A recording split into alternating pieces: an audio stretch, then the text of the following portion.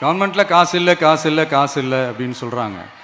ஆனால் விடிய காத்தால எல்லார் அக்கௌண்ட்லேயும் 5000 ரூபா போட்டுறீங்களே, அது எப்படி?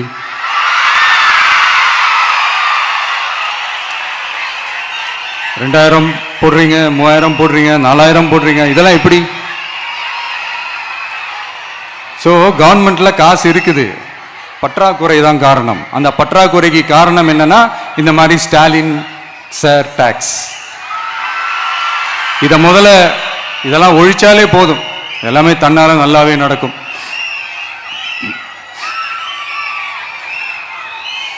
அப்புறம் ரீசண்டா இருக்கிற நிறைய பிரச்சனைகள்ல சில பிரச்சனைகள்லாம் ஓடிட்டு இருக்கு இல்லையா, அதெல்லாம் நீங்க அதுக்கு போராடி ஹர்ட் ஆகிறதெல்லாம் நான் பார்க்குறேன். அதை பார்த்து எனக்கு ஹர்ட் ஆகுது.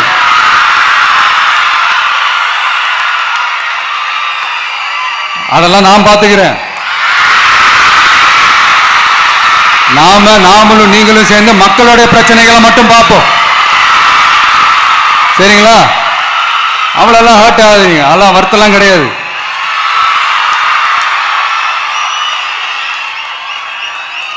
சரியா? கான்ஃபிடென்ட்டா இருங்க, நல்லதே நடக்கும், வெற்றி நிச்சயம். ஒரு ஊர்ல ஒரு பெரிய கோயில் யானை ஒன்று இருந்துச்சான். அது ரொம்ப உஷாரான யானையா, அதை ஏமாற்றவே முடியாதான். அப்படிப்பட்ட அந்த யானையை அந்த ஊரில் இருந்த ஒரு ஜெகஜால கில்லாடி ஒருத்தர் வந்து ரொம்ப ஈஸியாக ஏமாற்றிட்டாராம். எப்படி ஏமாத்தினார் அப்படின்னா, அந்த தேங்காய் மூடிக்குள்ளே இருந்த அந்த தேங்காய்க்கு பதிலாக சுண்ணாம்பை வச்சு அது ஒரு நெஜ தேங்காய் மாதிரி அதை ரெடி பண்ணி அதை யானைக்கிட்ட நீட்டி இருக்கிறார். யானையும் அந்த தும்பிக்கையை வச்சு அதை வாயில் போட்டு சாப்பிட்ருச்சான்.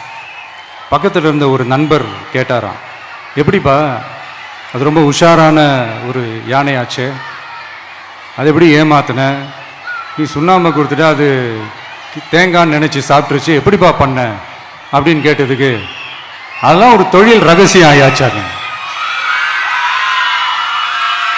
அதற்கெல்லாம் ஒரு எக்ஸ்பீரியன்ஸ் வேணும், அதெல்லாம் உனக்கு தெரியாது அப்படின்னு சொல்லி கடந்து போயிட்டாங்க.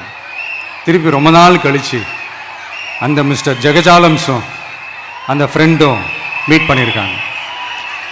அப்போ அந்த யானை டாபிக் வந்திருக்குது. அப்போ அந்த ஃப்ரெண்டு கேட்டாராம், பாவம் அந்த யானை அது உஷாரான யானை தான், எப்படி ஏமாந்துச்சுன்னு தெரியல, எனக்கு என்னமோ அது வந்து அன்னைக்கு ஒரே ஒரு தடவை தெரியாமல் ஏமாந்துருக்குமோ அப்படின்னு நான் நினைக்கிறேன் அப்படின்னு அந்த ஃப்ரெண்டு சொன்னான். உடனே, ஓஹோ, அப்போ உனக்கு என்னோட டேலண்ட் மேலே உனக்கு நம்பிக்கை இல்லை,